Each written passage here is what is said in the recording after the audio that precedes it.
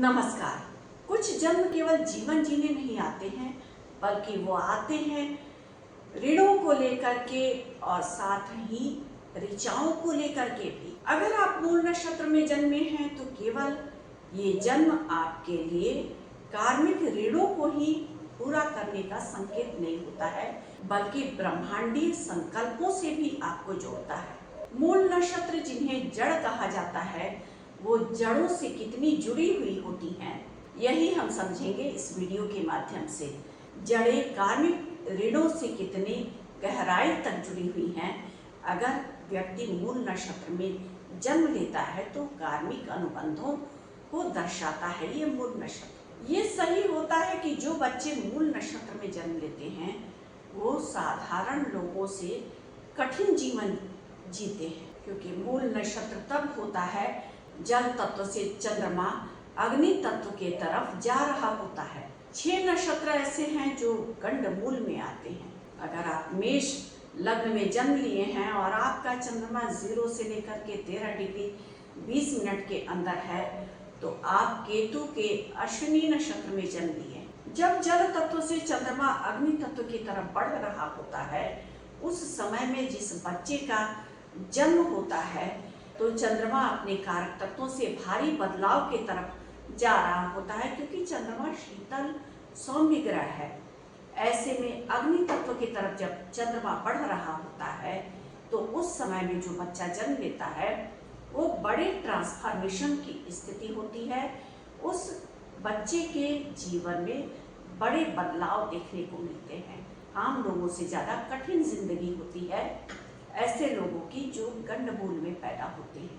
केतु के 3 नक्षत्र और बुध ग्रह के 3 नक्षत्र गंडमूल के नक्षत्र कहलाते हैं। अगर मेष सिंह धनु राशि जो अग्नि तत्व की राशि है उसमें चंद्रमा बैठा है 0 से लेकर 13 डिग्री 20 मिनट तक, तो मूल नक्षत्र में आपका जन्म हुआ है। मेष राशि में अगर चंद्रमा है 0 से लेकर 13 डिग्री 20 मिनट के बीच में, तो केतु के अश्विनी नक्षत्र में आपका जन्म हुआ है। सिंह राशि में अगर चंद्रमा है 0 से लेकर के 13 डिग्री 20 मिनट के बीच में, तो मघा नक्षत्र में आपका जन्म हुआ है। धनु राशि में अगर चंद्रमा है 0 से लेकर के 13 डिग्री 20 मिनट तक, तो मूल नक्षत्र में आपका जन्म हुआ है। ये तीनों नक्षत्र केतु के नक्षत्र हैं। अगर आप कर्क राशि, वृश्चिक राशि या मीन राशि में जन्म लिए हैं तो भी आप गंडमूल नक्षत्रों में जन्म लिए होंगे। अगर चंद्रमा इन राशियों में 16 डिग्री 40 मिनट से लेकर के 30 डिग्री के बीच में है, तो ये तीनों जल तत्व की राशियां हैं, कर्क, मीन और वृश्चिक। अगर चंद्रमा इसमें 16 डिग्री 40 मिनट से 30 डिग्री तक है, तो चंद्रमा आगे प्रवेश करेगी जल तत्व की राशियों से अग्नि तत्व की तरफ। बुध के नक्षत्र हैं ये गंडमूल नक्षत्र। इसमें ज्येष्ठा नक्षत्र, रेवती नक्षत्र और अश्लेषा नक्षत्र आते हैं। फिर से समझते हैं, अगर किसी का जन्म कर्क राशि में, वृश्चिक राशि में या मीन राशि में जल तत्व की राशियों में हुआ है, यानी चंद्रमा आपके जन्म कुंडली में 4 नंबर पर, 8 नंबर पर या 12 नंबर पर बैठा हुआ है और वहाँ अंश बल लिखा है 16 डिग्री 40 मिनट से 30 डिग्री तक, तो आप बुध के मूल नक्षत्रों में जन्म लिए हैं। मूल नक्षत्र में जन्म लेने का मतलब है कि शांत सौम्य शीतल चंद्रमा जल तत्व की राशियों से अग्नि तत्व की तरफ बढ़ रही है। भारी बदलाव की स्थितियां होती हैं। चंद्रमा के कारक तत्वों में ट्रांसफॉर्मेशन की स्थिति होती है, तो ऐसा आत्मा बदलाव के सिचुएशन में जन्म ले रहा है। अगर वो चंद्रमा 0 से 3 डिग्री के बीच में है या 26 से 30 डिग्री के बीच में है, यानी शुरुआती 3 या अंतिम 3, तो बड़े बदलाव को दिखाता है। गंडमूल में भी ये स्थिति चंद्रमा का, यानी वहाँ भी हम प्रवेश की स्थिति को देखेंगे और वहाँ भी हम प्रवेश की स्थिति को देखेंगे। गंडमूल में अगर व्यक्ति जन्म लिया है 0 से 3 में या 26 से 30 में, तो ये ज़्यादा कठिन स्थिति हो जाती है। उदाहरण से इसको फिर से समझते हैं। मेष, सिंह या धनु राशि में कोई बच्चा जन्म लिया, कोई आत्मा जन्म लिया और 0 से 3 डिग्री के बीच में चंद्रमा है, तो उस बच्चे के जीवन में ज़्यादा कठिनाई या संघर्ष या भारी बदलाव की स्थितियाँ दर्शाती हैं। इसी तरह कर्क, वृश्चिक या मीन राशि में चंद्रमा 26 डिग्री 40 मिनट से लेकर के 30 डिग्री के बीच में है, तो ये भी भारी परिवर्तन की स्थिति दिखाती है, जिसमें से इतने अंश पर चंद्रमा का होना कठिनाइयों को दर्शाता है।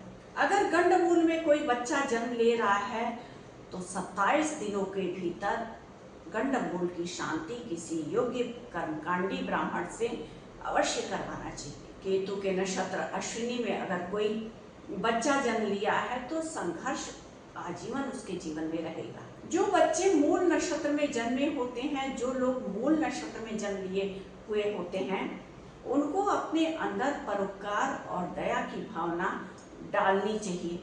अगर अश्विनी के पहले चरण में जन्म हुआ है किसी बच्चे का तो पिता के लिए कष्टकारी होता है। अगर दूसरे चरण में जन्म लिया है बच्चा अश्विनी नक्षत्र मेष राशि में तो फिजूल खर्च करने वाला ऐसा बच्चा होता है। अगर तीसरे चरण में जन्म हुआ है अश्विनी नक्षत्र के मेष राशि में तो ऐसा बच्चा अपने करियर को लेकर के शुरुआती दौर में भटकाव की स्थिति में रहता है। अगर अश्विनी नक्षत्र के चौथे चरण में किसी बच्चे का जन्म हुआ है तो स्वास्थ्य संबंधित समस्याओं से परेशान रहता है वो बच्चा। अगर कर्क राशि में किसी बच्चे का जन्म हुआ है अश्लेषा नक्षत्र में तो ऐसा बच्चा तेजस्वी होगा, तेज दिमाग का होगा, तार्किक बुद्धि का होगा, स्वभाव उसका बहुत परिवर्तित होता रहेगा और ऐसा बच्चा आंतरिक मंथन मनन करने वाला होगा, यानी अभिव्यक्ति कम करेगा, अंदर ज़्यादा रखेगा, रहस्यमयी स्वभाव का होगा। अगर पहले नक्षत्र में जन्मा है तो ज़्यादा दोष नहीं लगता है।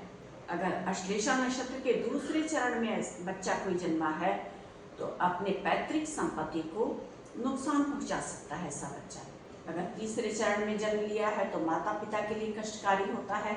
चौथे चरण में जन्म लिया है तो पिता के लिए कष्टकारी होता है। मूल नक्षत्र में जो बच्चे जन्मे होते हैं गंडमूल की पूजा अवश्य करानी चाहिए, इससे अनिष्ट की शांति होती है। तीसरा नक्षत्र है केतु मघा नक्षत्र में सिंह राशि में। मघा नक्षत्र में जन्मे हुए बच्चे मेहनती होते हैं और अपने परिश्रम के बल पर धन अर्जित कर पाते हैं अपने जीवन में, लेकिन बहुत अहंकारी और क्रोधी होते हैं। अगर पहले चरण में बच्चा जन्म लिया है तो ननिहाल पक्ष के लिए कष्टकारी होता है ऐसा बच्चा जो मघा नक्षत्र के 0 डिग्री से 3 डिग्री के बीच में जन्म लिया हो। अगर दूसरे चरण में जन्म लिया है तो पिता के लिए कष्टकारी होता है। पिता को स्वास्थ्य संबंधी समस्याएं या करियर में अवनति देने वाला होता है, यानी इसके जन्म के बाद थोड़ी इस तरह की परेशानियां आती हैं। मूल की शांति कराने से ये अनिष्ट बहुत कम हो जाते हैं। शास्त्र यही कहते हैं कि अगर मूल नक्षत्र में बच्चा जन्म लिया है तो 27 दिन तक पिता को अपने संतान को नहीं देखना चाहिए। शास्त्र संबद्ध बातें तो यही हैं, लेकिन आज के परिवेश के हिसाब से ये बातें तर्कसंगत नहीं होंगी, इसीलिए मूल की शांति अवश्य करवानी चाहिए विधि विधान से। तीसरे चरण में मघा नक्षत्र में कोई बच्चा जन्म लिया है तो ठीक होता है धन धान्य के लिए। अगर चौथे चरण में जन्म लिया है कोई बच्चा मघा नक्षत्र में तो विद्यावान होता है। वृश्चिक राशि में ज्येष्ठा नक्षत्र जो बुध का नक्षत्र है, मूल नक्षत्र है, उसमें कोई बच्चा अगर जन्म लेता है तो बहुत कर्मठ और परिश्रमी होता है, हृदय से बहुत साफ होते हैं और मन के बहुत सरल होते हैं।